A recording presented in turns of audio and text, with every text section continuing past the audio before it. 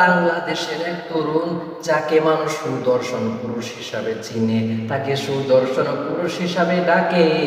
ওই লোকটিকে দেখা গেল সে মহিলাদের মতো মুখে মেকআপ করে, শুধু মেকআপই না, সে মহিলাদের মতো ঠোঁটে লিপস্টিক লাগায়।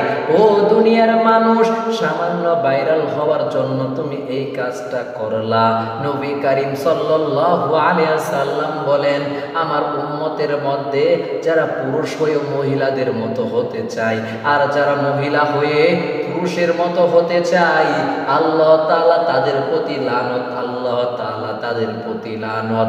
ওই সুদর্শন পুরুষটিকে দেখা গেল তার বাবা যখন মারা গেল, তার বাবা যখন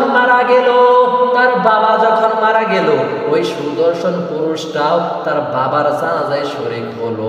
শরীক হওয়ার পর ইমাম সাহেব যখন জানাজা নামাজের জন্য প্রস্তুতি নিল, ওই সুদর্শন পুরুষ ইমাম সাহেবের পিছনে থাকার পর ইমাম সাহেব যখন আল্লাহু আকবার বলে হাত বাঁধলো, ওই সুদর্শন পুরুষ আল্লাহু আকবারই বলতে পারে না। ওই সুদর্শন পুরুষ আল্লাহু আকবার বলা ছাড়াই হাতটা বেঁধে ফেললো। ইমাম সাহেব প্রথম তাকবীর দিল, ওই সুদর্শন পুরুষ আল্লাহু আকবার বলার মতো ক্ষমতা রাখলো না। দ্বিতীয় তাকবীর দেয়, তৃতীয় তাকবীর দেয়, চতুর্থ তাকবীরও দিল। এরপর ইমাম সাহেব ডান দিকে সালাম ফিরাই, বাম দিকে সালাম ফিরাই। ওই লোকটা সুদর্শন পুরুষটা সালাম ফিরানোতে পারে না, সালাম ফিরানোর কথাই ভুলে গিয়েছে। ওই যুবকটা মনে হয় জীবনের নামাজই পড়ে নাই। ও দুনিয়ার মানুষ, তুমি শিক্ষা নাও, তুমি শিক্ষা নাও। আজকে তুমি দুনিয়ায় তুমি কি করতেছো। আমি শুধু ওই সুদর্শন পুরুষকেই বলবো না, ও দুনিয়ার মানুষ,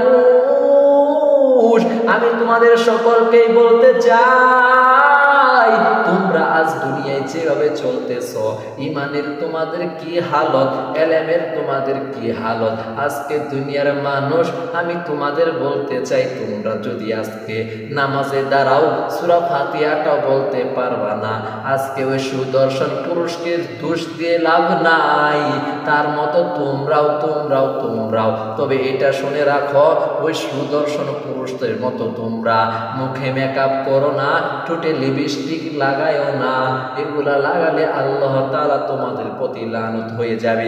আমি এই জন্য এই কথাগুলো বলতেছি, তোমাদেরকে সচেতন করতে চাই।